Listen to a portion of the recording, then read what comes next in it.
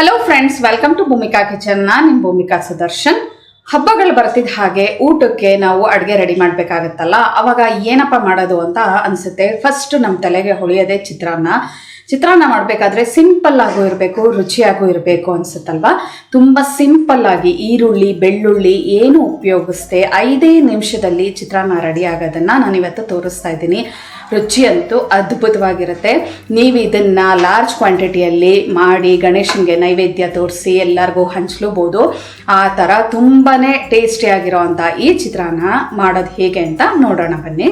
ಈ ಚಿತ್ರಾನ್ನ ಮಾಡೋದಕ್ಕೆ ಮೊದಲು ಹಸಿಮೆಣಸಿನ್ಕಾಯಿ 4, ಶುಂಠಿ 1 ಇಂಚನ್ನ ಜಸ್ಟ್ ಬ್ಲೆಂಡ್ ಮಾಡ್ಕೊಳ್ಳೋಣ. ಪುಡಿ ಮಾಡ್ಕೋಬೇಕು. ಈ ಥರ ನೀರು ಹಾಕದೆ ಪುಡಿ ಮಾಡ್ಕೋಬೇಕು. ಇವಾಗ ಒಗ್ಗರಣೆ ಹಾಕೊಳ್ಳೋಣ. ಸ್ಟವ್ ಆನ್ ಮಾಡಿಕೊಂಡು ಬಾಣಲಿ ಒಳಗಡೆ 3 ಟೇಬಲ್ ಸ್ಪೂನ್ ಎಣ್ಣೆ ಹಾಕಿದ್ದೀನಿ. ಎಣ್ಣೆ ಒಂಚೂರು ಚೆನ್ನಾಗಿ ಬಿಸಿ ಆಗ್ತಿದೆ ಹಾಗೆ 2 ಟೇಬಲ್ ಸ್ಪೂನ್ ಕಡಲೆಕಾಯಿ ಬೀಜ ಚೆನ್ನಾಗಿ ಫ್ರೈ ಮಾಡಿಕೊಂಡು ಒಂದಿಗೆ ಬೌಲ್ಗೆ ಟ್ರಾನ್ಸ್ಫರ್ ಮಾಡಿ ಇಟ್ಕೊಳ್ಳೋಣ. ಕಡಲೆಕಾಯಿ ಬೀಜ ಈ ಥರ ಚೆನ್ನಾಗಿ ಫ್ರೈ ಆಗ್ತಿದ್ದ ಹಾಗೆ ಒಂದು ಬೌಲ್ಗೆ ಟ್ರಾನ್ಸ್ಫರ್ ಮಾಡಿದ್ದೀನಿ. ಇವಾಗ ಒಗ್ಗರಣೆ ಹಾಕೋಣ. ಈ ಚಿತ್ರಾನ್ನದಂತೂ ತುಂಬಾ ಸಿಂಪಲ್ ಒಗ್ಗರಣೆ.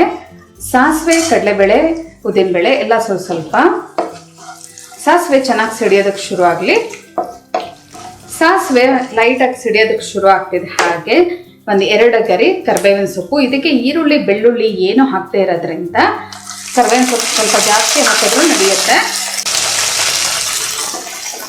ಜಸ್ಟ್ ಒಂದ್ಸಲ ಮಿಕ್ಸ್ ಮಾಡಿಕೊಂಡು ರುಬ್ಬಿರೋ ಅಂತ ಮಿಶ್ರಣನ ಹಾಕೊಳ್ಳೋಣ.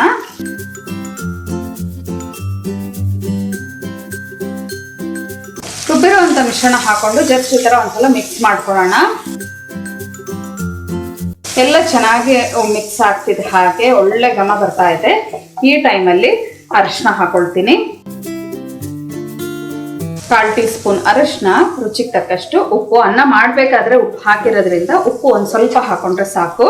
ನೋಡಿ, ಇದಿಷ್ಟೇ ಇದ್ರದ್ದು ಒಗ್ಗರಣೆ. ತುಂಬಾ ಸಿಂಪಲ್ಲು. ಇವಾಗ ಸ್ಟವ್ ಆಫ್ ಮಾಡ್ಕೊಳ್ತಾ ಇದ್ದೀನಿ. ಸ್ಟವ್ ಆಫ್ ಮಾಡಿಕೊಂಡು ನಿಂಬೆಹಣ್ಣಿನ ರಸ ಹಾಕೊಳ್ತೀನಿ ಇದಕ್ಕೇನೆ. ಈ ಒಗ್ಗರಣೆ ನೀವು ಬೇಕಿದ್ರೆ ಮೊದಲೇ ಪ್ರಿಪೇರ್ ಮಾಡಿ ಇಟ್ಕೊಂಡ್ಬಿಡ್ಬೋದು.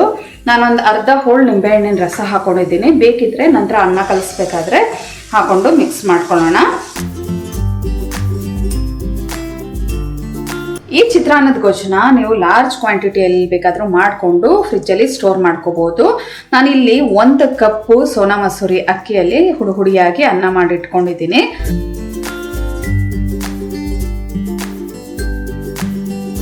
ಮೇಯ್ನ್ ಈ ಚಿತ್ರಾನ್ನಕ್ಕೆ ಹಸಿ ತೆಂಗಿನ ತುರಿ.